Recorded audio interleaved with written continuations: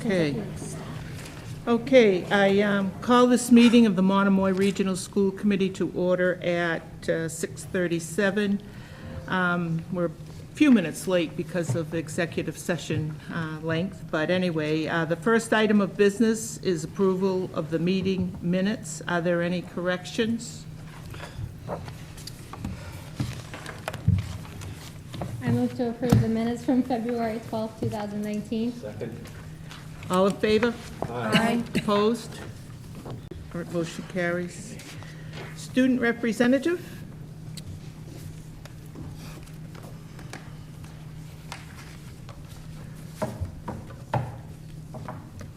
So another month has already flown by, and we are still as busy as ever here at the high school. On January 26th, 22 students from the Honors Government class traveled to the Edward M. Kennedy Institute for the Senate in Boston to participate in the annual We the People speech competition. Each group of 3 to 4 students presented 2 of the 3 speeches that they had written the week before. Groups were scored based on the quality of their speeches, as well as the answers they provided to follow-up questions, which pertained to history, government, civics, and current events. The class spent the majority of the first semester preparing for the competition by writing speeches in class and presenting them to their classmates and answering follow-up questions. The first ever attendance challenge culminated with a celebration during enrichment on Friday, on February 6th. This new program recognizes and rewards students who are present and are not tardy or dismissed for every single day of a given month. 131 students qualified to attend the celebration, which included cake, music, team challenges, and a raffle. The raffle had some great prizes, including homework passes and a 1-week front-of-the-building parking pass. The junior class held their prom fashion show on Friday, February 8th. The event included a silent auction, a bake sale, and tables set up by several vendors. The students themselves modeled the latest prom fashion and gave their classmates some inspiration for dresses, tuxedos, and hairstyles. All proceeds from the event went to the junior class to help defray the cost of the prom. The cast of the spring musical Newsies had the opportunity to work with Broadway actor and former student Robbie Hager for 2 weeks during the month.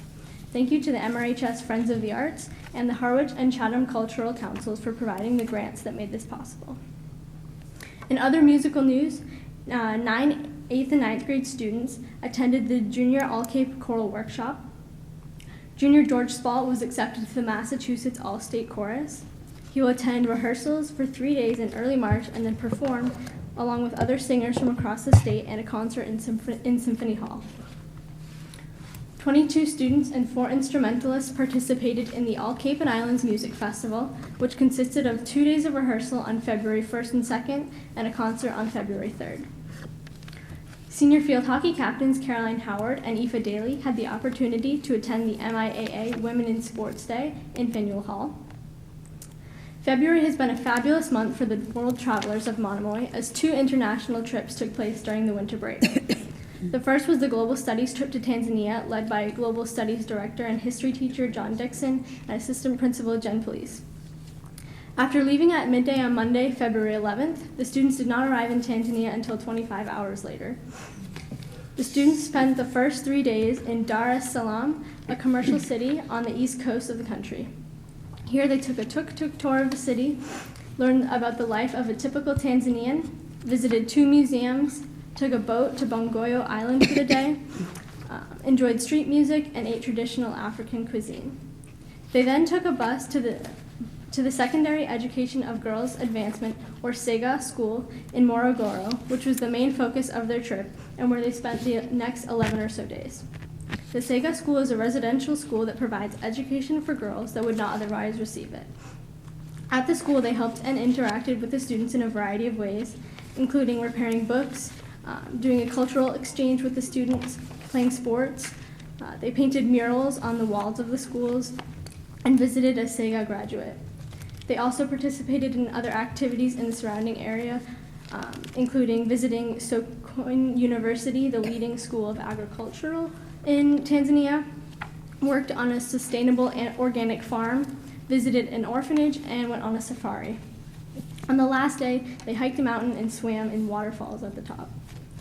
After 2 weeks, they returned happy but tired on Monday afternoon.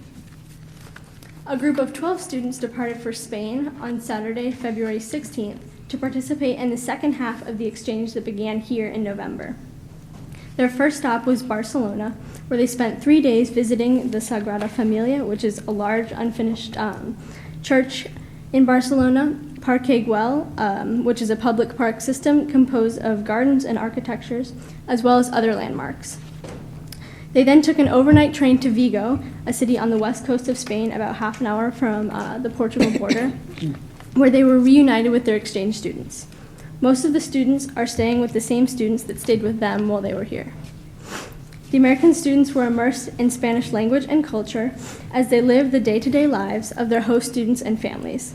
They went to school and participated in sports with their host students and engaged in a variety of other activities, including a ferry trip to Cangas, which is a peninsula across from Vigo, and tours of local museums and cultural areas. These students will return home this Saturday afternoon. The January Scholar Athletes of the Month were announced and are as follows: Molly McKenna, senior captain and goalie of the girls' ice hockey team, and Cole Curry, senior defenseman of the boys' ice hockey team.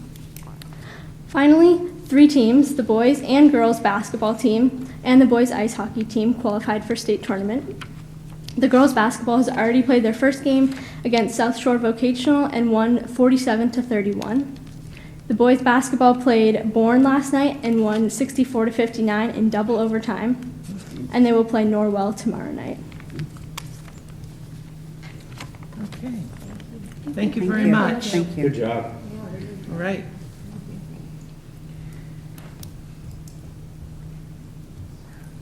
All right, next thing is public comment. Is there anyone that has anything to add? All right, I'll close that portion of the agenda and move on to recognitions. I have a few.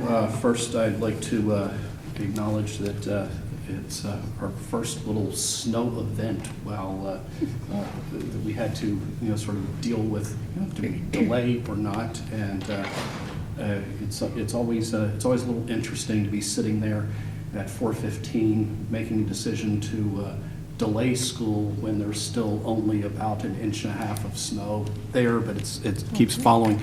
And then in my head, I'm going, okay, and when do we have the robocall go out? And it's like, clearly people don't want to hear my voice at 4:15 in the morning, but but it's always interesting. There's no perfect perfect time, and we at least had some glitches where some people let me know they didn't get a call, and I know that Jim Birchfield did some digging with Blackboard Connect on why they didn't, and we'll go and sync up our database. Apparently there were some people that had their phone number was in like an other category, so we have some cleaning to do there to make sure that everybody gets the early call that I think for those who got it this morning, I think it went out about 6:30 when my phone rang, as I was debating like 6 o'clock. No, that's too early. 6.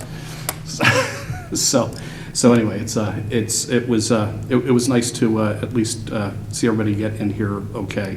Can I ask a question about that? Sure. Is it possible so we get emails and phone calls, is it possible to get text messages through the system? We can. I haven't yet activated and gone and done text messages too. I got a text message. Yeah. For the delay today? Well, I got, not from the district.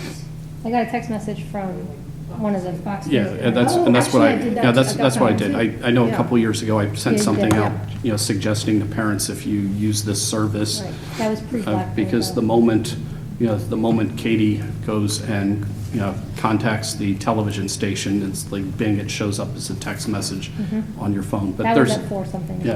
there's a lot of redundancy out there. So. Sorry. But anyway, so at 4:15 I start shooting out emails to people, and then we start the phone chain at some time that I think people will not want to lynch me afterwards. So anyway, the other recognitions. We'd like to thank Virginia Hewitt and the Brooks Free Library for the donation of a coat rack to David Burke to use at the high school store. Ms. Hewitt was happy to help them in their efforts with the school store, as Mr. Burke's students do a great job of volunteering at the library.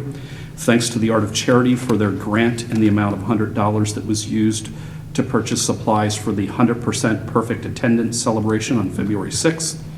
We also want to thank the Art of Charity for their grant in the amount of $1,647 to Amanda Kloslowski of the high school theater department towards the purchase of 3 wireless microphones. Thank you to the MIT Club of Cape Cod for their grant to the high school engineering and technology shop in the amount of $300.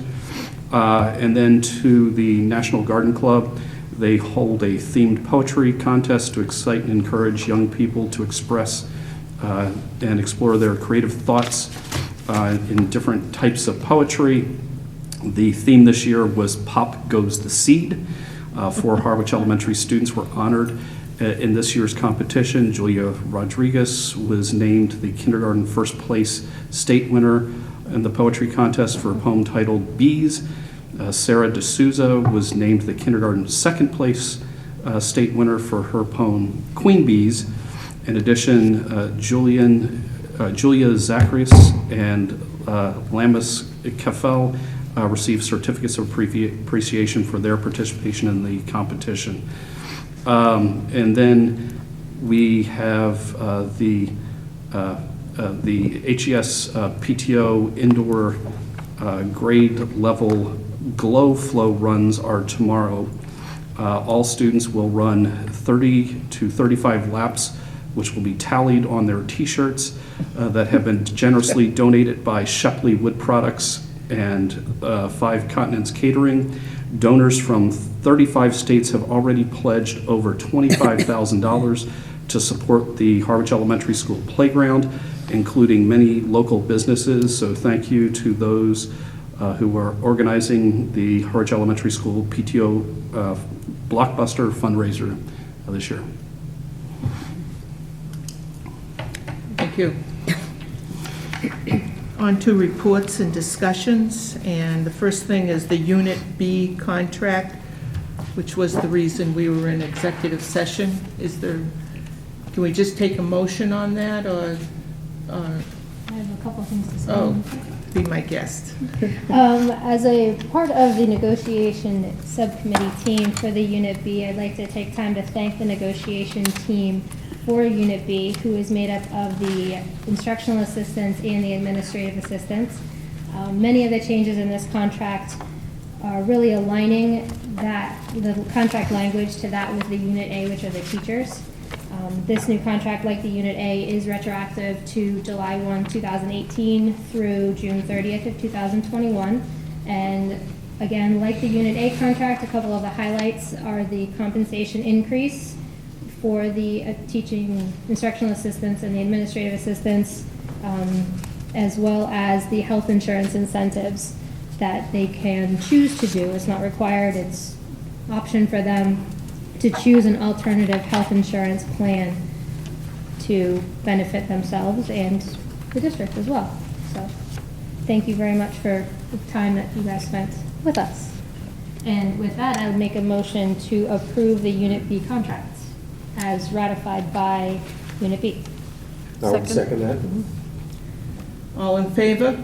Aye. Opposed? Motion carries. Okay.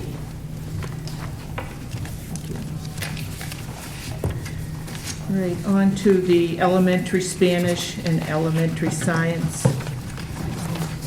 Mark? Oh. Yes, didn't you know? So, Sorry. So in your packets, there, and you received these by email as well, there's sort of the unabridged survey responses. So one of the things that we wanted to do was to get voices from parents on their preference on having more STEM science education at the elementary schools, or to continue Spanish education. There was a number of families, even though it wasn't one of the one of the options. There's a number of families that expressed interest in, hey, it'd be really nice to have both of those, and I know that I've had emails from even members of the school committee that it'd be nice to see both. And so the breakdown, when you look at all the responses that families provided, it comes close to 50-50. It's I think at the end it's about 50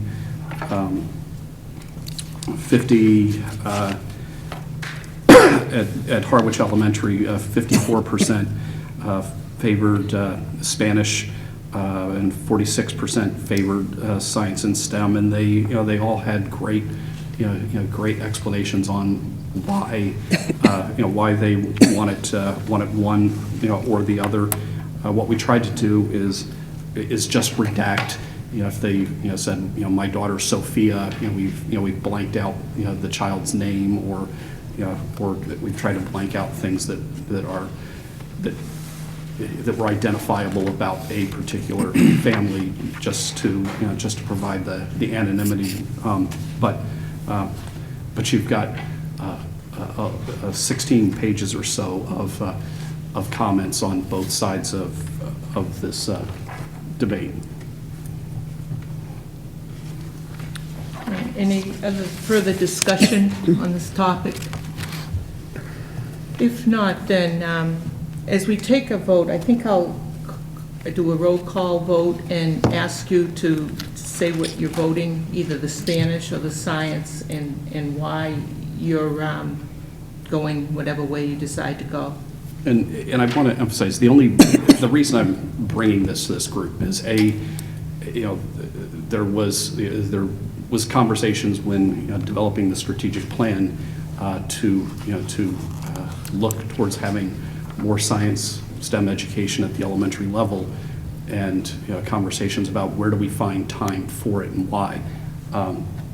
The reason we also need to kind of think about it is there does involve some budget things in terms of allocating science resources or some funding to buy science supplies at the elementary school, but it's also a big endeavor to start curricular planning, and we want to make sure that we're up and running and ready as we go into September of next year.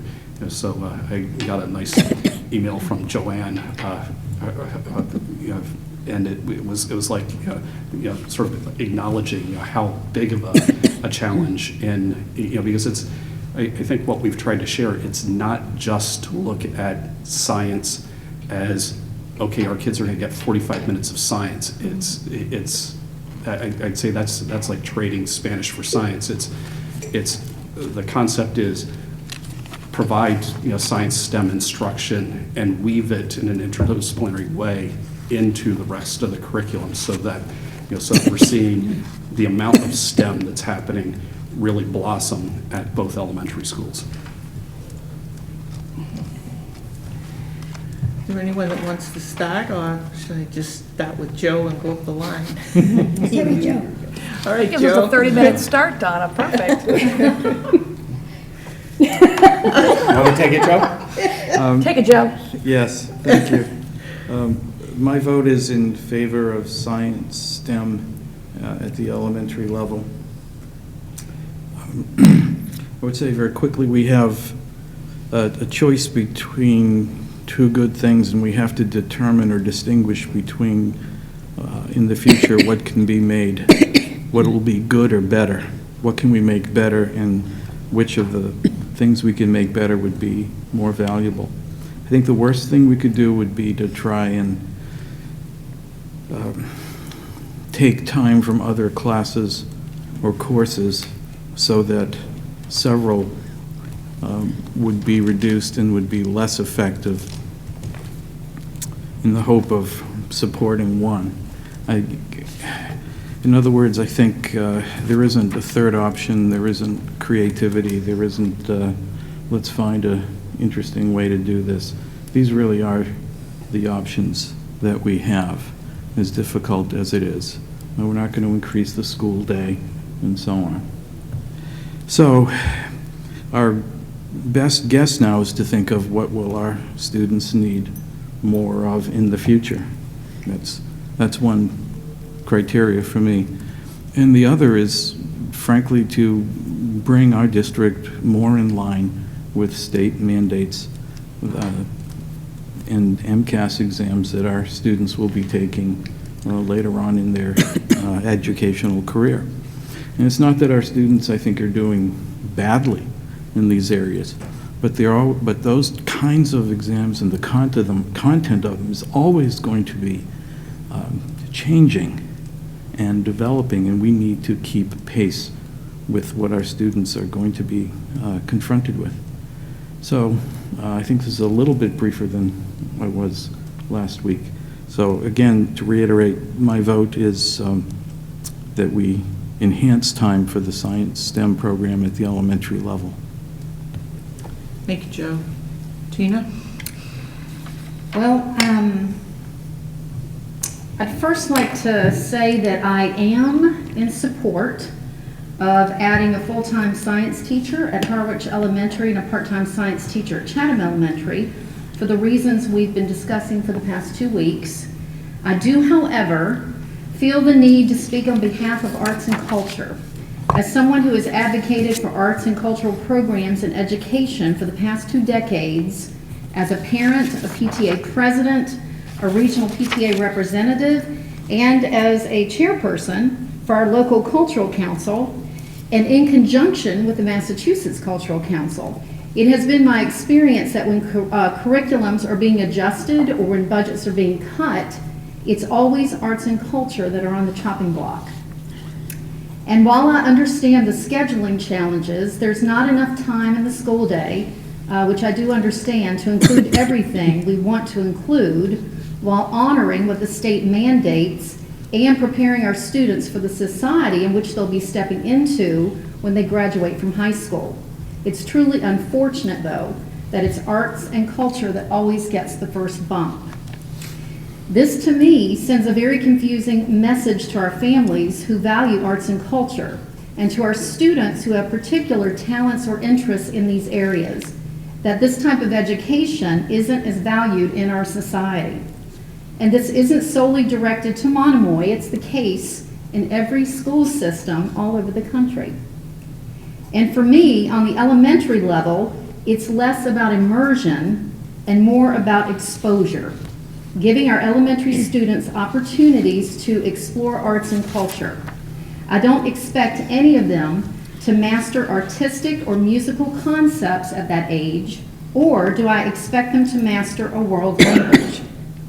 But exposing them to these types of offerings are beneficial in many ways. I know our vote tonight is for one or the other, Spanish or science, and for this reason, I'm going to abstain, simply because I feel both are important, and I would like to know how we can incorporate exposure to world languages in our elementary schools rather than eliminating it completely. I'm hopeful that tonight's vote allows us to move forward in the way that we intend to, and at the same time, keep a door open for further discussion on how we can keep some form of exposure to world languages open.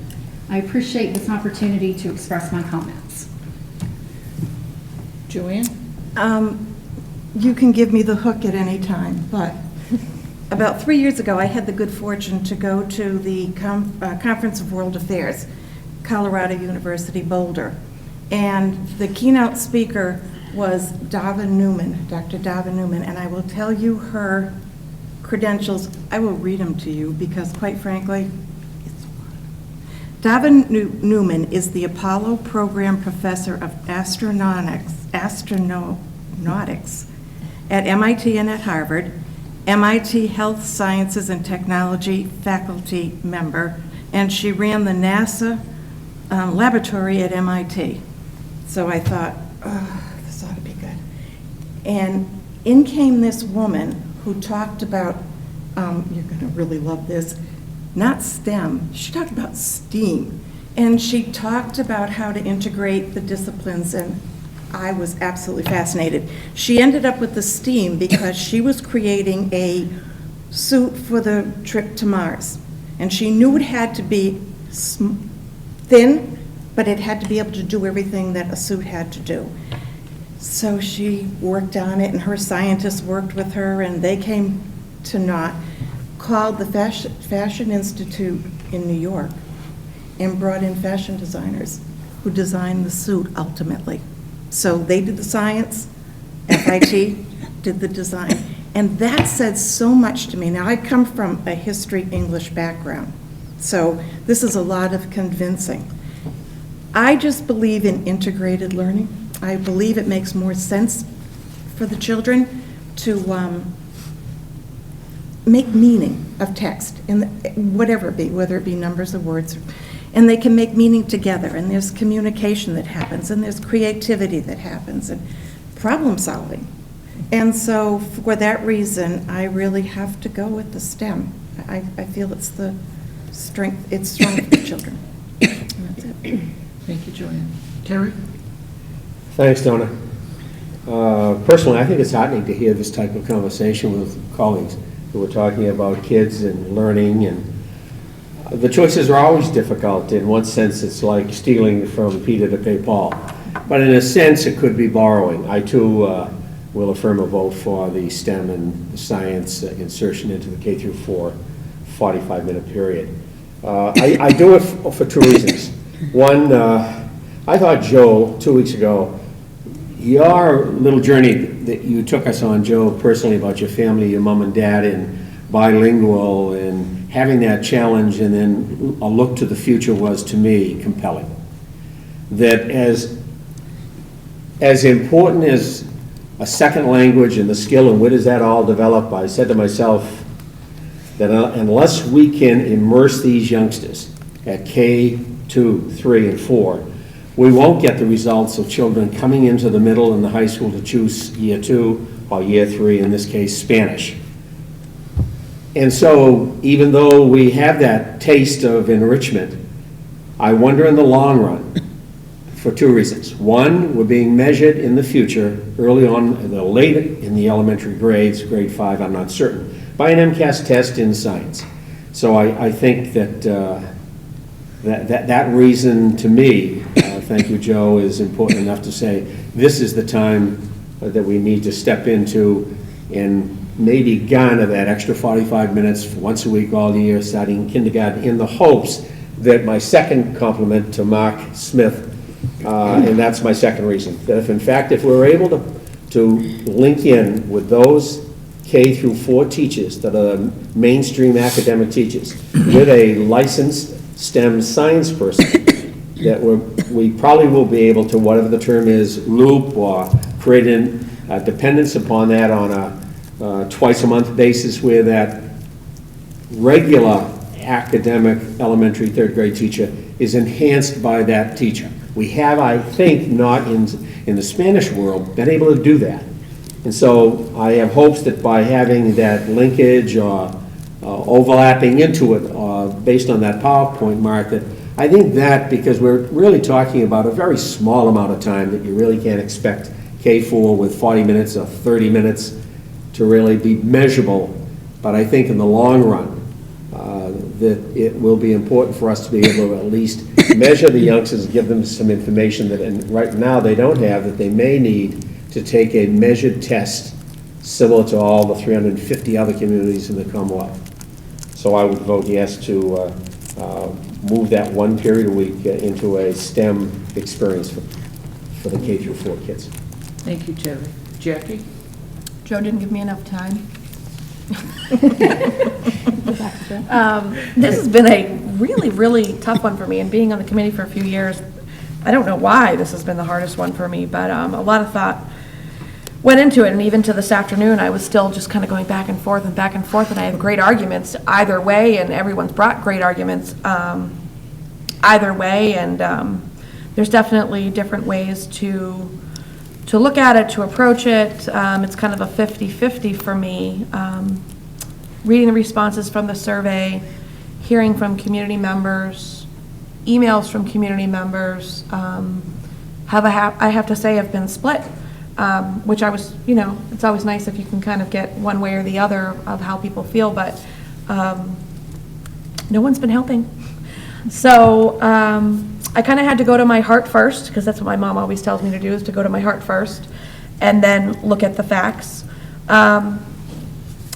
And despite the other hats that I wear tonight, I always wear my school committee hat, and despite wherever else I'm involved in the community, the decision I make tonight is to represent what I feel is representing what my community wants, and also representing what I feel is in the best interest of the students for the district. I don't necessarily look at when we're changing a curriculum as opening and closing a door. Mark had a very eye-opening presentation recently regarding the curriculum and zeroing down, and one of my frustrations as a parent before I was on the school committee, during the regionalization, and then now on the school committee, is that I've always felt that the curriculum has been slightly disjointed. And I know that has a lot to do with the merge and trying to streamline everything. One of the things I've been excited about has been kind of starting to look at everything that we do and cull it down and make everything that we do just perfect and tight and effective. So I'm really excited to see the product that we're currently working on in the direction of our curriculum for the district. With that being said, and the strategic plan being presented, and so much support for the need for the science and STEM, my vote would be to support the science and STEM to replace the Spanish.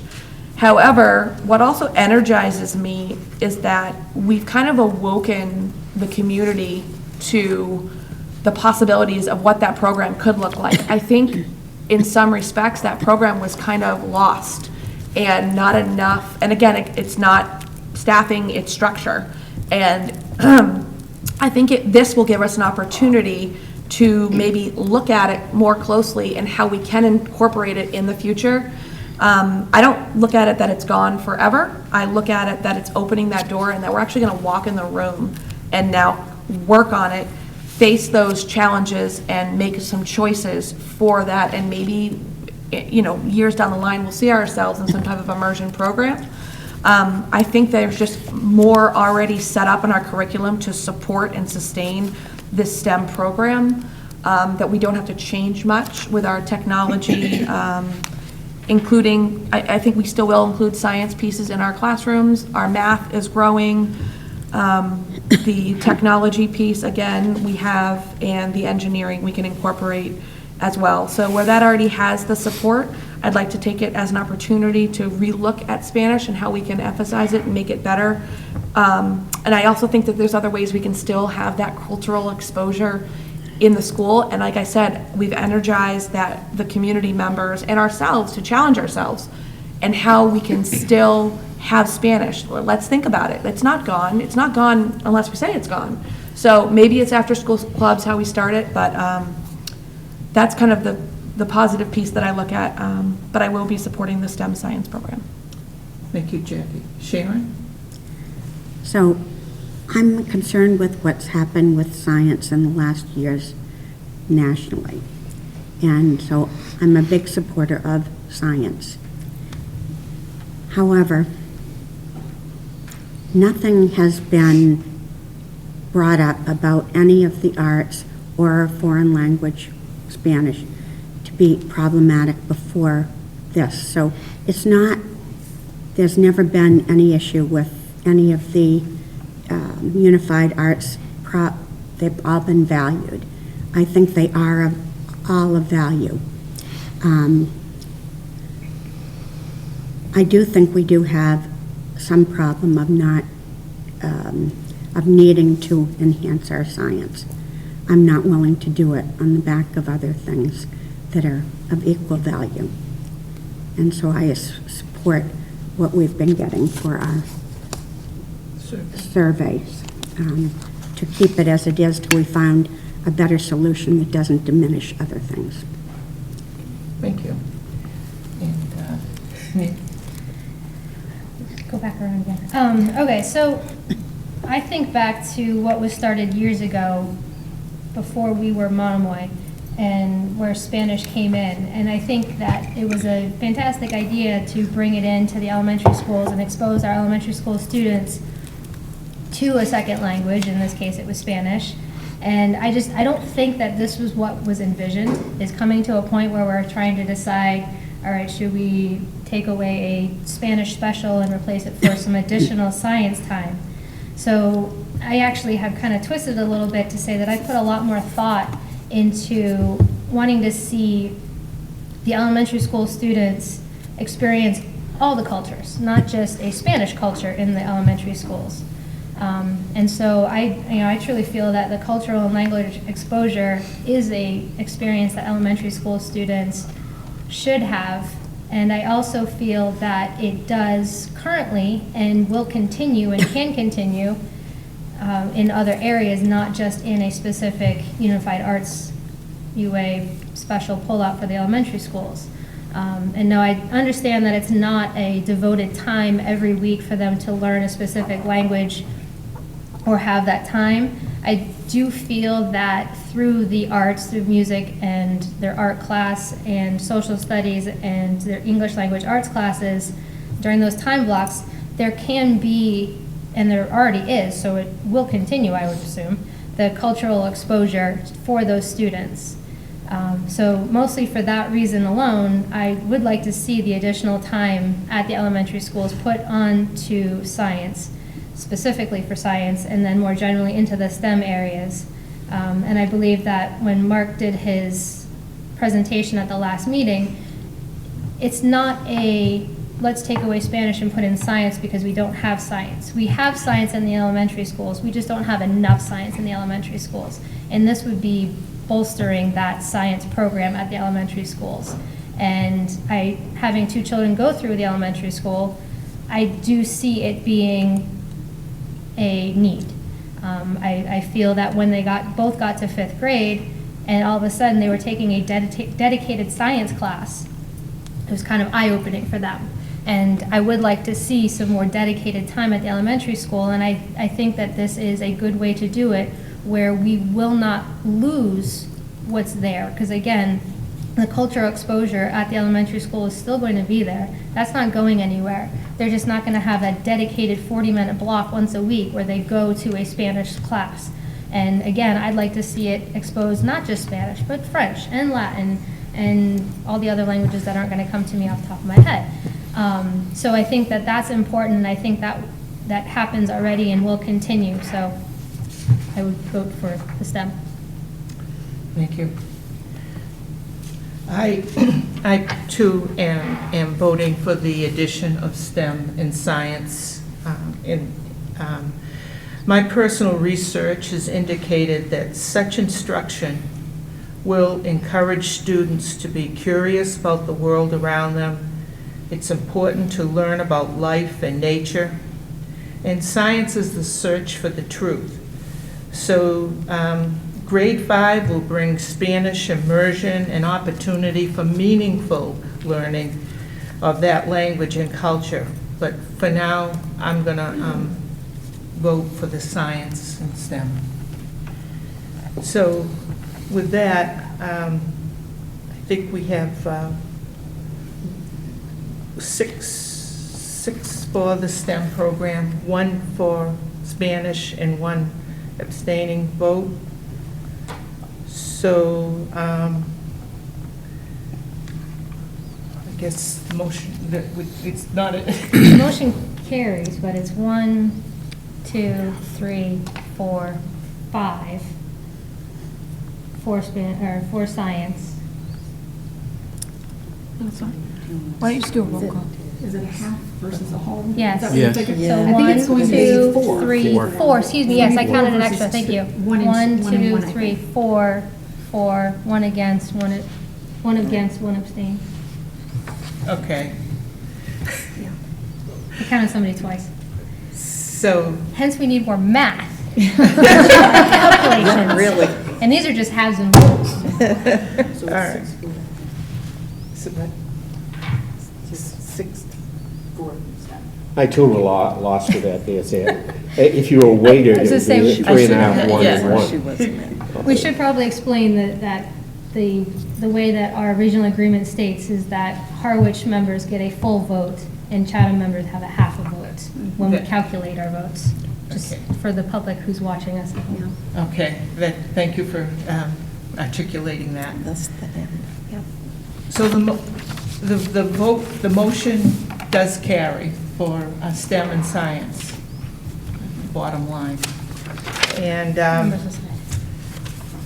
I just want to say on a personal note, I really appreciate and the thoughts that you revealed, really, we do care, and we're trying to do what's best for the children. I know all of us, that's our mission. And I think your comments tonight, pro, con, or in the middle, articulated that, and I think that's a good thing. Phew. Okay, moving on. Oh, I just want to also emphasize to people out there who might have been only getting pieces of information. I had a reporter reach out to me today about us eliminating Spanish at the middle school. And I responded back, and I'm like, you don't quite have the facts right. And I explained it, and then she emails me back a follow-up question that was still about the middle school. And I'm like, okay, so just to provide some clarity to people, we are not changing our middle school language program. So starting 5th grade, students have access to Latin and Spanish instruction each year. And at the high school, we have Spanish, French, Latin, and Mandarin. There were some reductions that we did to world language classrooms at the high school for next year in the budget, but we still are offering all those programs. The challenge that we have is we have class sizes that were just really small, and the hope is that as more students in 8th grade take science or take Spanish or French or Latin or Mandarin, that we'll be able to fractionally add back in additional staffing to merit the class sizes, or to make sure that we have appropriate class sizes. But students can go and get 5 years of instruction in languages at the high school if they want. And it's important for us to support that. I think students that want to look on to a 4-year college, at a minimum, the college wants you to have 2 years of language. But as we all know, if you want to get into a competitive college, the competitive college isn't looking at, did you reach the minimum bar? They want to see, have you had 4 or 5 years of a language? And I think where we can excel is that we can have students come in and really get a concentrated amount of Spanish for 5 years or Mandarin for 5 years and be more competitive than others at the college level. But I also want to emphasize one other thing, and actually maybe two interrelated things. There are two eye-openers to me in the last week related to this. And the first is just listening to my son as he's come home from his trip to Tanzania as part of our Tanzania trip with the Global Studies program here at the high school. And I think to hear him bring back these cultural learnings that he had in his exposure in Tanzania, and I think we can't lose sight in the school district to how important multicultural awareness is. And along that same line, I shared this with a number of, or actually I think I shared it with the entire admin team. I was at a conference and I was exposed to a new gizmo. I'm always into technological gizmos, but there's this thing called the Pilot Translator, which came out of a one of these online sort of fund-me things, and apparently there were a lot of people interested in this concept of a device that you can put in your ear that will translate a different language that in real time. And and this company got funding for it 2 years ago and has now launched this. They had 5 million in pre-orders. The device is it's under $200, can do 14 languages, 42 different dialects, and on the video that you see people, literally going back and forth, speaking their native tongue, but hearing each other in their own tongue. And I don't want to say that, that's a replacement for world language instruction. I think part of multicultural awareness is the importance to go and meet the other on their in their native language. Who knows? Maybe we would have sealed the deal in Vietnam had we been able to speak Korean. But who knows? Somehow I don't think so. But I think I think there is that importance to be able to speak in the other language.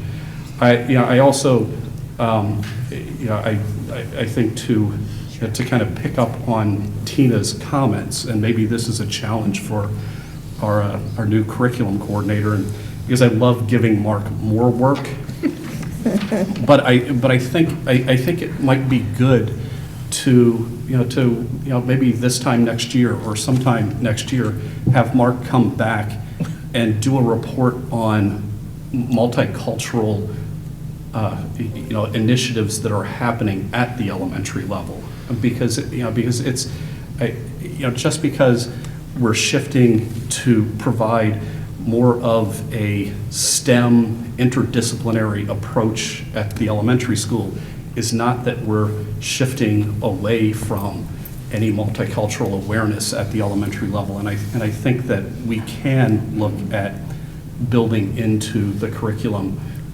cultural awareness. And I know it happens as part of the ELA curriculum, but I think that's something that we can at the same time be moving forward with as well as we think about the curriculum over the next year.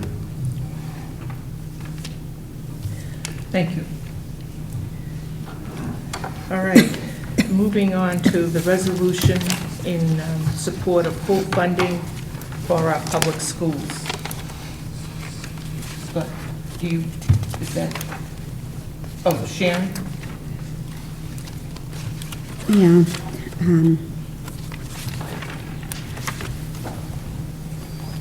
I was just looking for that somewhere here. Thank you.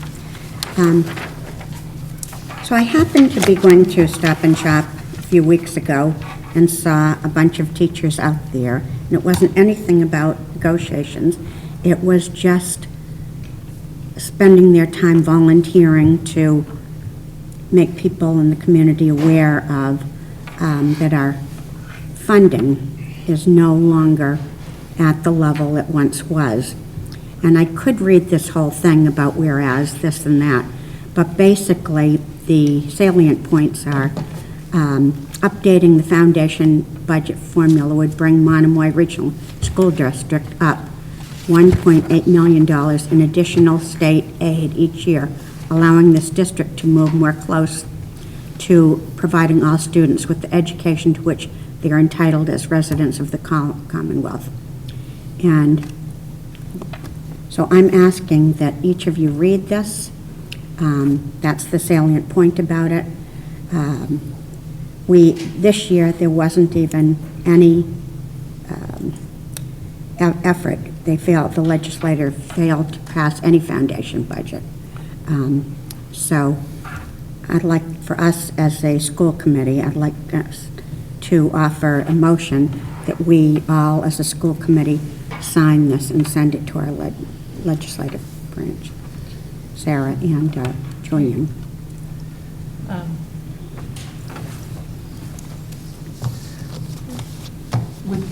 Would you want that voted on tonight?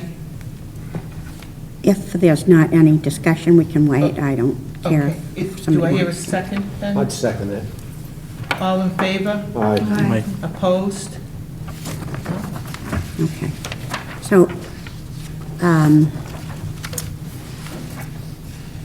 so maybe what we could do then is just have this put in form of a letter from the secretary, and then next week we can just each sign it and send it off. Okay. So if there's any thoughts about it, we can deal with it then.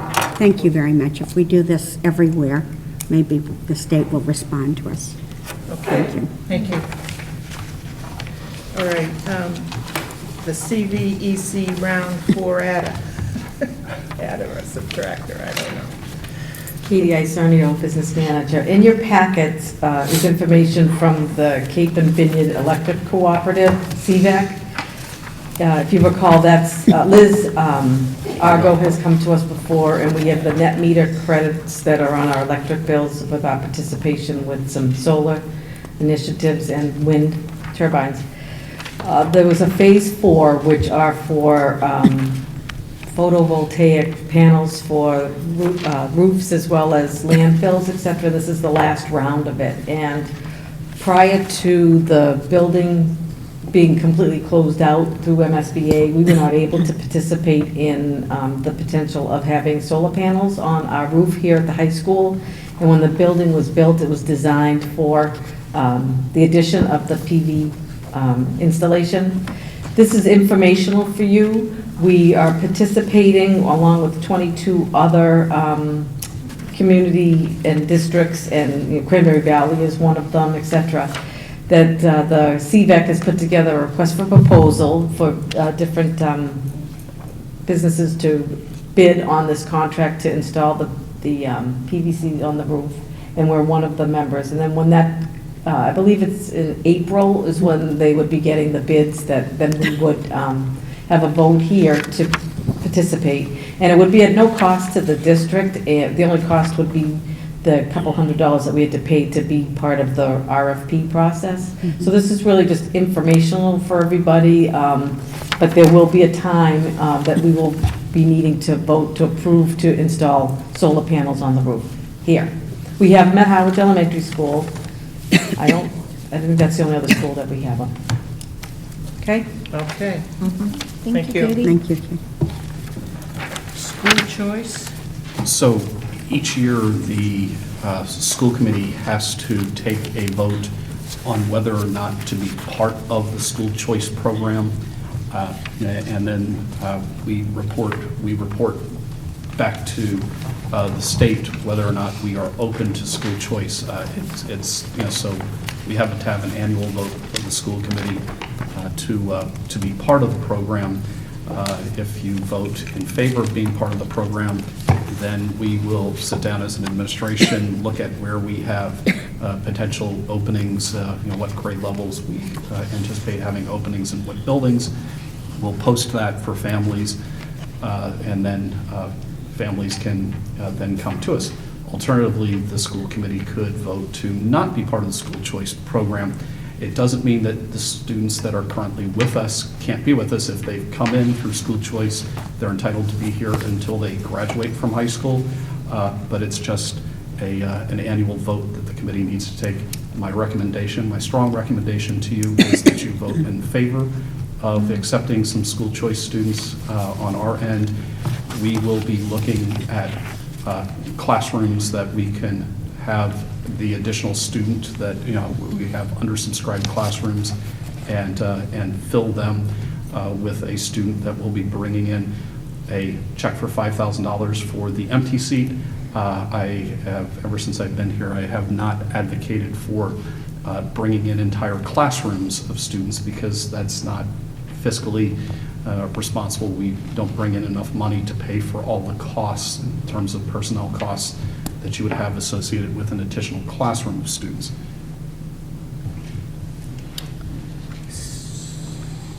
So is there a vote necessary for that? So there's a vote's necessary, and as I said, it's just to continue what we've been doing, which is being part of the school choice program. Yeah.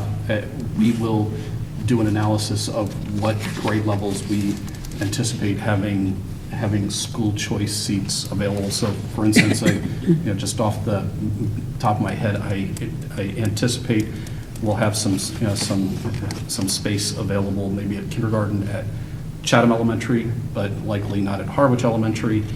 We have our largest cohort of kids is currently at the 6th grade at the middle school. I anticipate that those 6th graders moving up to 7th grader, we will not have space in that cohort, but at grades 8 and 9 at the high school, we tend to have some space, and there will be some grade levels below 6th that in each of the schools that will have some spots that we could fill.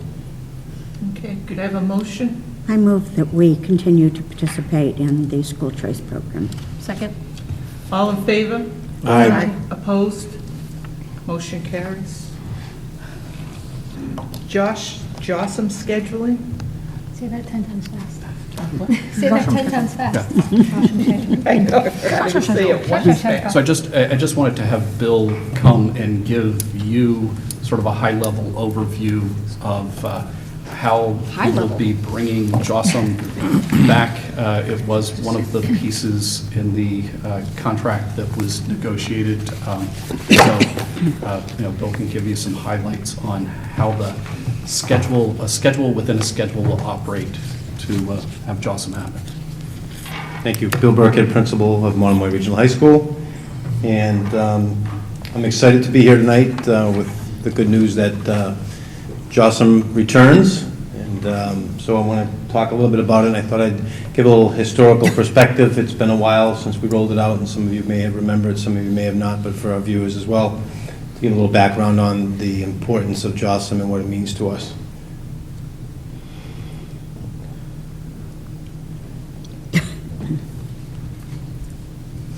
Okay, so here's kind of our mission for Jossum Hour, and it's a commitment to high levels of learning for all students. I chose that quote because our motto is moving from good to great, and basically that's a constant push to be the best. And without reading it all to you, I've underlined some points that we feel are important. And you see the word all students written in there a lot, and as I go through the presentation, you'll see how we were able to do that through Jossum. But not only learn, but we included the growth. I think that's really important, that kids all grow, no matter what level they come in, and they all come in at different levels, that everyone grows. I also want to point out in the second sentence that I highlight that the staff worked over a year and a half to develop this. It was the brainchild of teachers, and I want to commend them because I think it's one of the best programs in the state.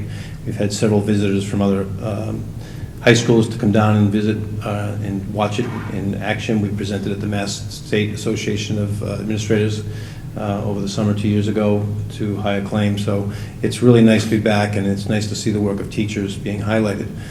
I also want to thank the Superintendent, Dr. Carpenter, the negotiating team, the school committee, and the MREA for working together and ultimately coming up with a solution to our contract, because it produced Jossum, or allowed us the ability to bring it back to our school. So we're very thankful and grateful for that.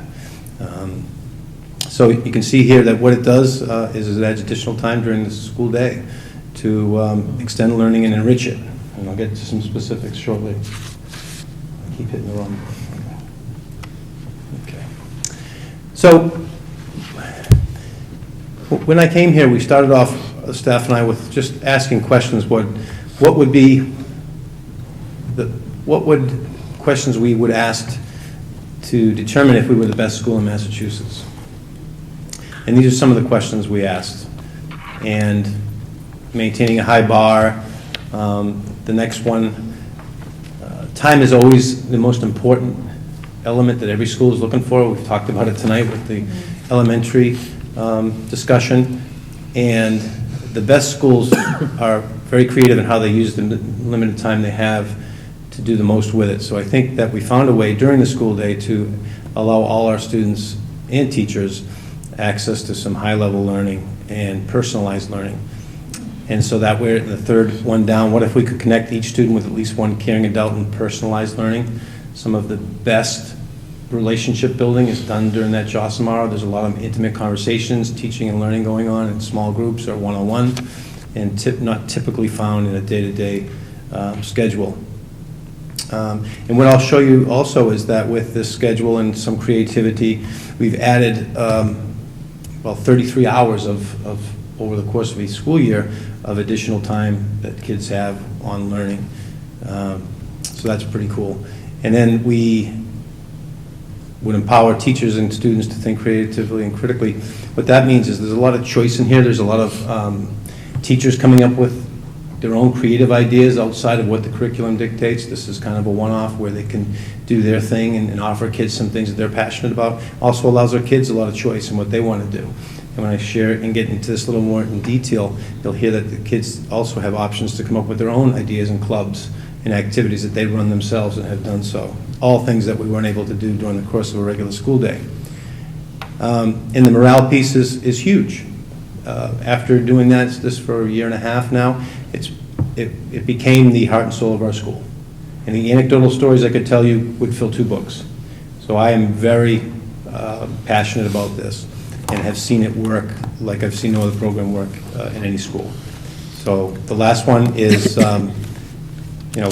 back to culture, high expectations. The word trust and respect is really important to us here at the high school. And a lot of that happens during this time, again, because it's not bell-to-bell teaching. You're held to a curriculum. There's a lot more of that interpersonal connections with students and staff and students and students. So the focus here is on academics, but not only academics, students' self-improvement, but socially and emotionally. A lot of that happens during JOSM time. Again, not always easy to do in the course of teaching an Algebra 1 class, for example. That can happen in JOSM. And it's our belief that if we give the time during the day with a focused agenda and quality teachers that want to work with our kids, which we have, that our performance will improve. And we've already seen that in prior years with JOSM. So the goals in a nutshell, we've kind of boiled it down to a few important things. And the word opportunities is really important. And I'll give you an example. We have 26 clubs, I believe, in a school our size. That's phenomenal. Wonderful. The problem with the lack of time is kids have to make choices and can only maybe join one. Especially, let's say they're playing a sport. Now, how do I go and join a club that's meeting after school if I'm playing a sport? Very limited. So the attendance at certain clubs are low in a typical high school because they're after school and they're in competition with other opportunities. With the JOSM program or concept, kids are more able to choose from a variety of opportunities, and they do. And I will look forward to sharing that data with you once we get this up and running again. And then the word choice there is huge.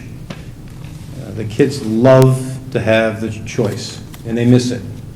And they earn it, and when they have a choice, they are allowed to pick from a variety of enrichment opportunities, similar to what you might see at a college campus. So I think that is what really drives the students and their desire to have this program. And then a more efficient use of students and staff, and I'll show you a little example of this when I compare the schedules, but one quick example would be, right now we're a typical high school with 3 lunches, and we have staff on duty watching the kids eat, basically. In theory, that would be a nice time to go down and connect with the kids, but the kids want to be social. That's their 25 minutes squeezed into a day where they're with their friends. They don't want to necessarily sit down and hang out with the teacher. So we're wasting those teachers' time. So when the original concept came up, we said, how can we use that teacher's time better? It would be in the classroom with the kids, not standing in the cafeteria.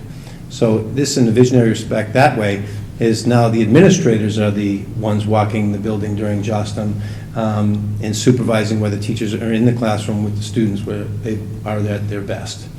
And what's great about it from an administrator's perspective is we block that hour off every single day, make no appointments unless it's an emergency.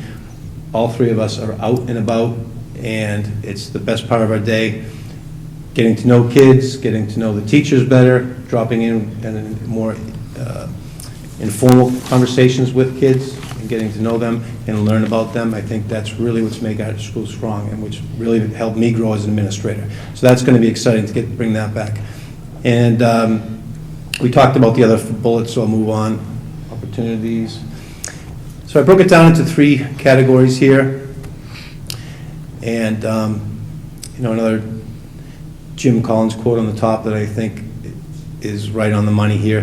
This is extremely well-organized program, and I am happy to say, and I should have mentioned this at the beginning, under the new JOSM version, it's got a lot of similarities to the original, which was highly successful and popular. But I think it's even better because it's really brought on some changes that we needed to have, and I'll explain them in a little more detail. But it provides all these opportunities that the original JOSM did.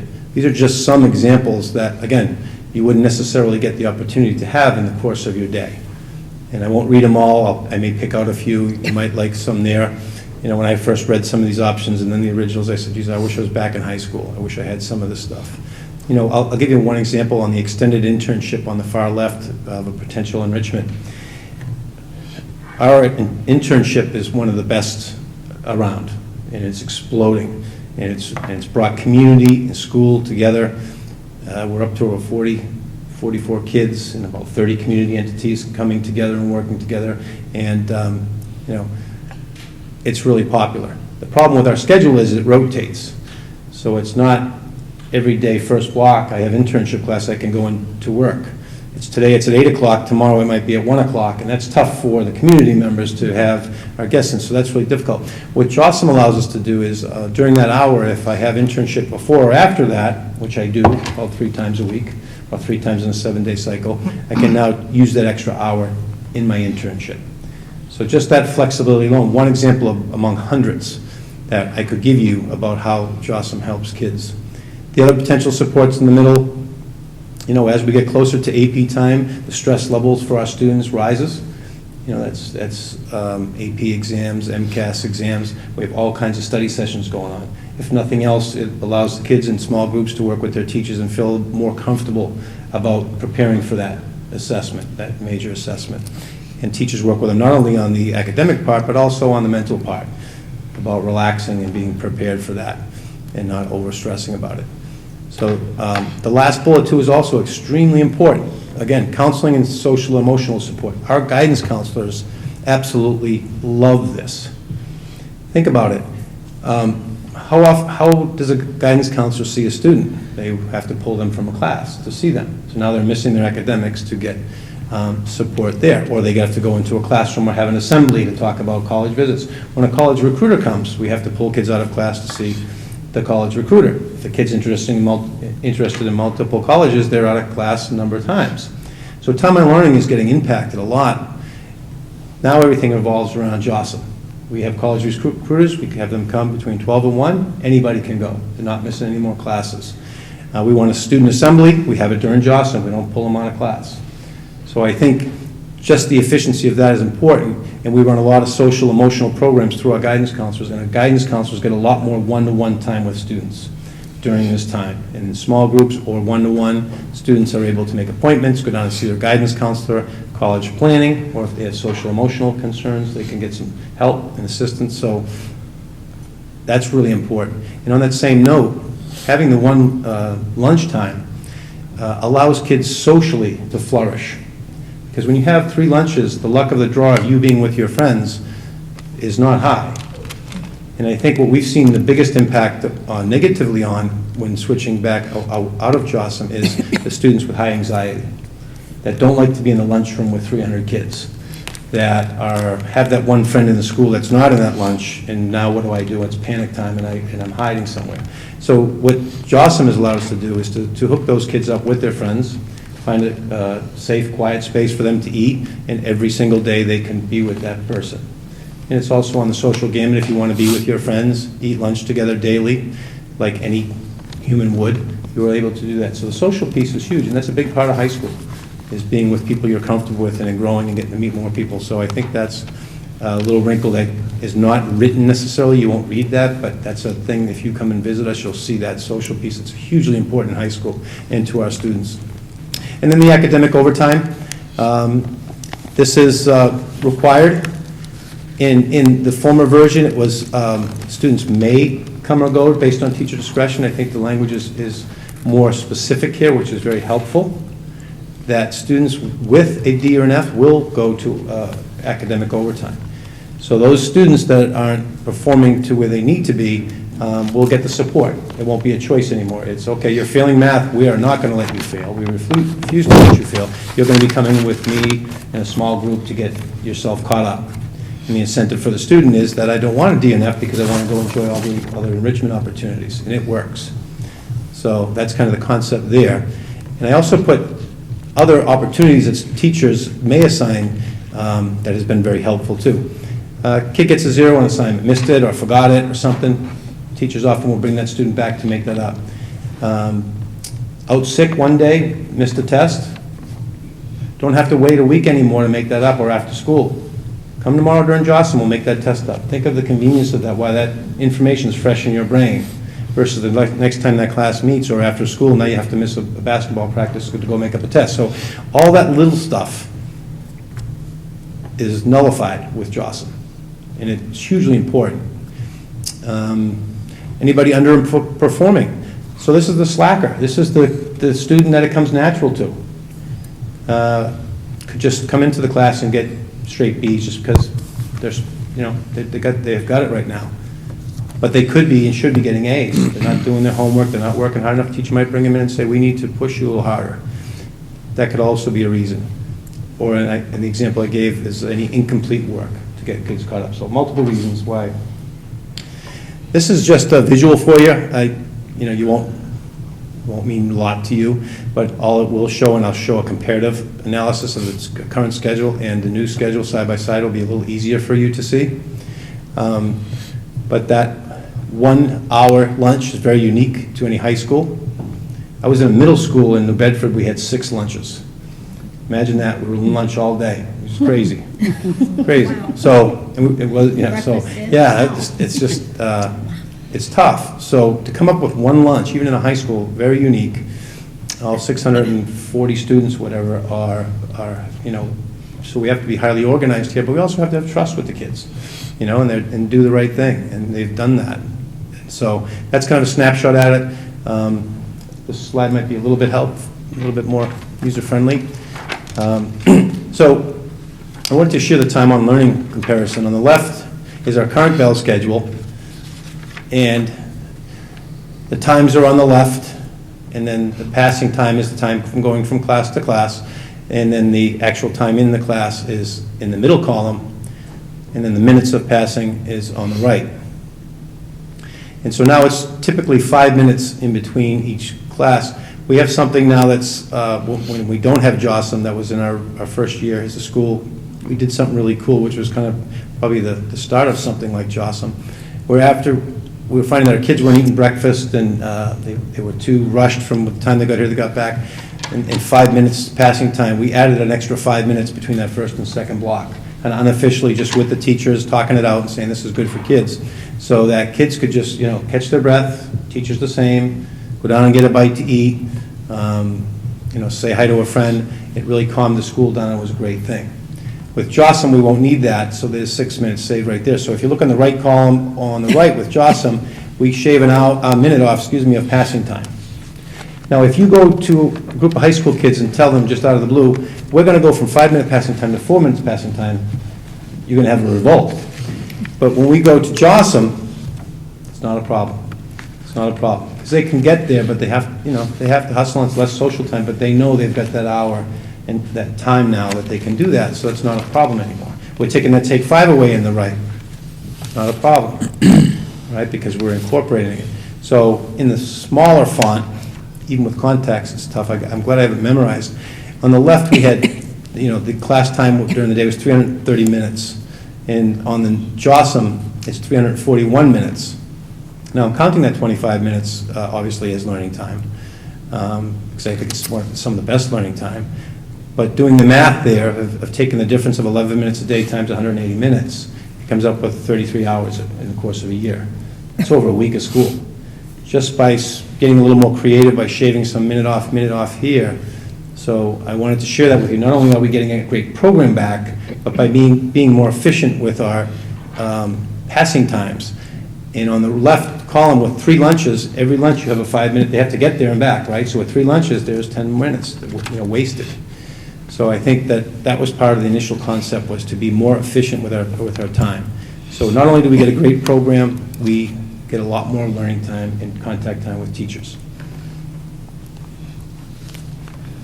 And lastly, probably the newest feature to our JOSM and a great addition is our new scheduling software. So before, there was no software, there was no schedule. Kids had the choice. The only schedule was the academic overtime, which is consistent, but kids would get a pass and then be trusted to go. Now, I love our kids, but didn't always make it. And we had trouble tracking them down and such. And even the kids that weren't in academic overtime, they were trusted to go to an enrichment and not. And, some took an hour lunch some days and some more than others. So, the accountability wasn't there. And, I think that's important. So what this system does, and this is a whole specific software called Enriching Students. It's basically flex time scheduling. It's a new niche scheduling that people are doing that just for these type of things, a schedule within a schedule. Very easy to use, very quick. So it syncs with our Aspen database, which allows us, and I'll show you this when I pull up the report so you get a visual a little bit of it, which will allow teachers to easily schedule kids into academic overtime on the software and have the kids' grade right there. It'll even highlight for you anybody with a DNF, so you don't have to go search, and it'll pop right up and you get those kids and you schedule them into your academic overtime. A lot easier and user-friendly for teachers. What happens now too is obviously teachers can overwrite students. So students will still have the freedoms they had. They'll go in, the teachers will put all the enrichments in, the kids will go in and choose. On Wednesday, I want to go and do a cappella. On Wednesday, I'm going to go play basketball. On Thursday, I'm going to do some study group. So they still have choices. The teachers have the override power. So for example, if I'm failing math, but I don't feel like going to math today, I'm going to go play basketball. Miss Smith says, no, you're coming with me. Miss Smith goes in and schedules you into academic overtime for math. Are you able to track, like on the 7-day rotating schedule, where the kids have been each day? Yes. So you can see if they've gone to basketball 6 days out of the week? Absolutely. I'm going to show you that. Yeah, that's the beauty of this. The data collection is unbelievable. And I've just received one training, so but I will show you absolutely yes. And before we were doing that, we're on handwritten sign-up sheets, collecting those, data entry, a lot of hours, a lot of time, but it was new. So this is going to really make it more efficient, but also more powerful and user-friendly. The attendance thing, again, we did sign-up sheets before. So now the kid comes in every day one or every Monday and comes in and does their schedule. Everyone's locked in, everyone's got their schedule now. Before it was day-to-day, come and go as you want, and that was, kids would like that, but now, you have to be a little bit more organized. You still have choice, but you have to make a decision, and we have a copy of all the kids' schedules, and there's a report that we can print out that says if of kids that haven't have a complete schedule, and then we obviously go have a chat with those kids and make sure everyone's fully scheduled. So that's a good thing. Teachers now take attendance. So when the students come in, okay, here we are, also a big part of that is just the safety. I think we know where every child is now. In the old JOSM with so much movement, we couldn't always say that.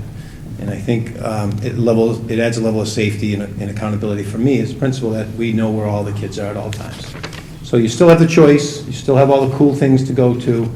It's just more super organized with the software. And the appointments and grouping, I'll show you that. Teachers are allowed to make it easier for them. If they have a club, for example, they can go in and click boxes to have the same 10 kids come on every Tuesday, and they don't have to go back in and do it every week. So it's user-friendly, and the data obviously is important. And I'll show you that when I click on the reports.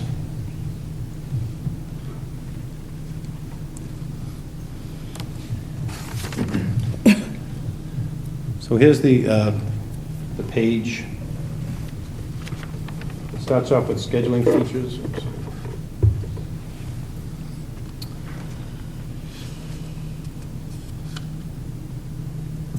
Okay, so it's small to read, so I'll use my highlighter here.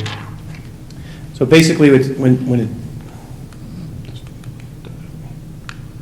Okay, over here, there's the current grade, so when Aspen sinks in, it has the student's grade. And in this example, we can program it to highlight all the Ds and Fs. So for a teacher, I don't have to go down and look for everything. It pops right up, okay, I'm gonna see, and it's real time, so it updates as you enter your grading. So that makes it a lot easier for teachers to identify struggling learners to schedule them.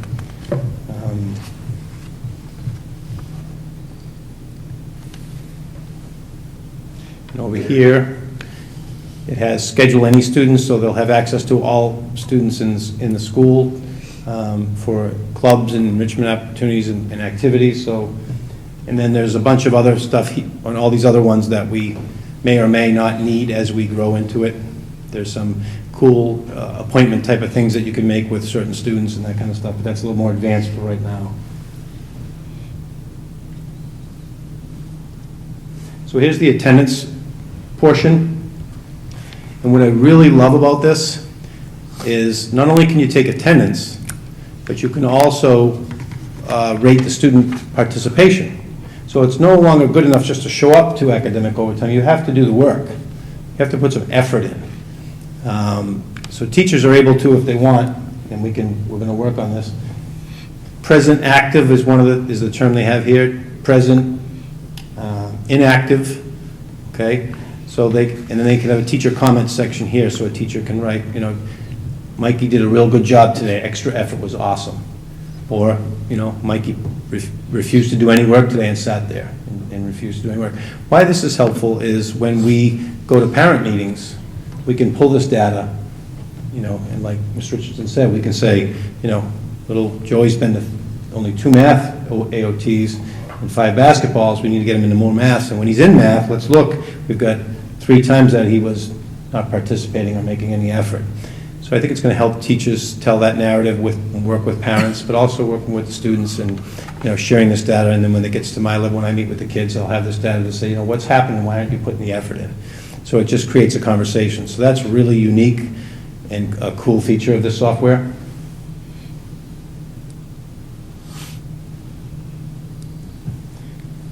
Here's some of the other reporting.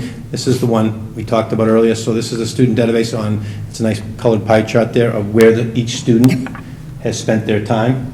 So we can print that out, and eventually if parents want to see that, we'll have access to that.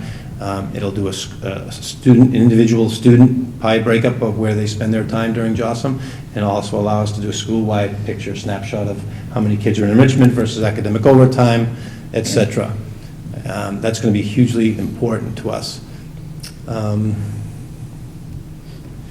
Then you have student trends, and we can kind of keep an eye on that to see, and then this one over here is pretty cool. It's by department, so it goes your math department, your English and science, how many kids are getting extra help in each department, so we can have conversations with each department and the teachers in there on those numbers as we pull them. So I think that's really helpful to look at that.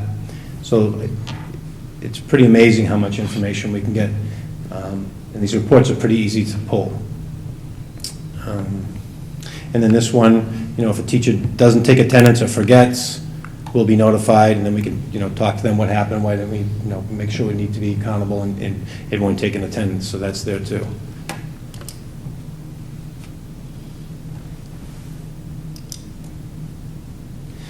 And then the students feature here, this is basically students, you can have a variety of student access to their schedules. So what we'll do here is some schools, the teachers do all the scheduling for the students. Here it's a mix. We will choose when the kids have to come into us, when they need to get support.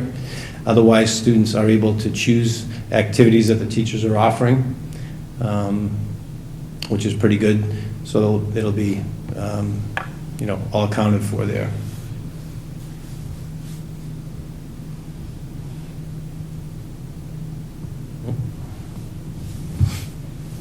Well, I think that's the end of my presentation. I don't have a choice. Any questions? Terry? Thanks, Donna. Thank you, Bill. I think over the past year, I think I've got through some meetings with staff, an understanding of the program, and someone once said it's real simple, but it's not easy, because to have a schedule within a schedule looks okay, but how do you cause all of those elements? So fully in favor of it, and I see March, April, May, and June as just a nice, calm launch. But next year, I'm thinking, I kind of experienced it years ago, where the most serious non-learners, they say by second or third grade, those youngsters have all of a sudden changed an attitude, and something has gone wrong with them, and they've always been marked that it's going to be tough for me to do this stuff. So by the time we inherited them, there's a core group of youngsters who saw D's and F's their whole life. So you have extra help or you don't have extra help. So my feeling is at some point next year, that, and I think this software will let you do this, that 8th grade strugglers before the first day or second, third day of September, going into 9th grade or whatever, when we met one-on-one with the principal or the assistant and the guidance program, and just alert them to this with a quick walkthrough as to what we're offering you kids. It's kind of like a hospital. If you're really, really sick, they probably put you immediately into the ICU. And that's kind of that right-hand column. And I don't have it on but that right-hand column. And to me, the real success is at some point quietly guidance in you folks. At the end of each quarter, at the end of the fourth quarter, you identify those kids who are a pool of failing students, D's and F's, and see how many have risen to a C. And not necessarily because, but attitudinally, the academic help 3 days a week or whatever it might be one source of success for those kids. That to me would be the real huge bonus. That somehow, not at 3 in the afternoon, but during the day, the most challenging kids to change their attitude about it, you've made that. It's at midday, they can have lunch, then they're going to come back and give it, heck, for 25 minutes around failing math.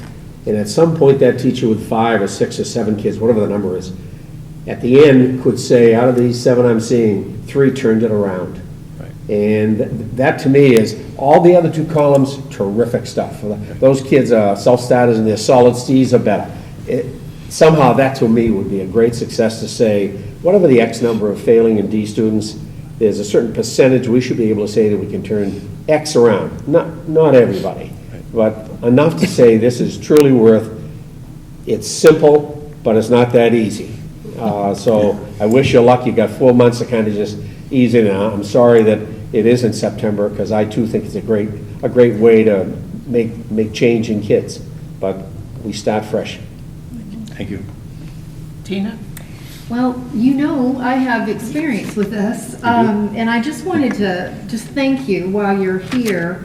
JAWSOM has really been a lifesaver for a lot of our athletes and performers. When they're involved in all of that, there's not enough time to get their work done. And I just wanted to thank you for that. That was when we were waiting for the negotiations, and JAWSOM was kind of tied into that. That's what stirred up a lot of our athletes and performers, because they really depended on that time. The other thing I wanted to say is I've attended, because my daughter is an athlete, I've attended the Fall, Winter, Spring Sports Awards, and it is so wonderful to see 3/4, I think sometimes, of the kids standing up for honor roll and high honor roll. And I think JAWSOM has a lot to do with that, and I just wanted to say that publicly. It really has been a lifesaver. So just wanted to say that to you here. Thank you. I will share that. Thank you. Appreciate it. Students are sometimes the best motivators of other students, so that when you have 7 people doing badly and 3 turn it around, a question is posed implicitly for the other 4. You can't have you and your 6 friends bad-mouthing the teacher, the class, the school, life, because the odds are stacked against you and there's nothing but existential despair, etc. 3 people turned it around. Oh, what does that say about the rest of us, the other 4?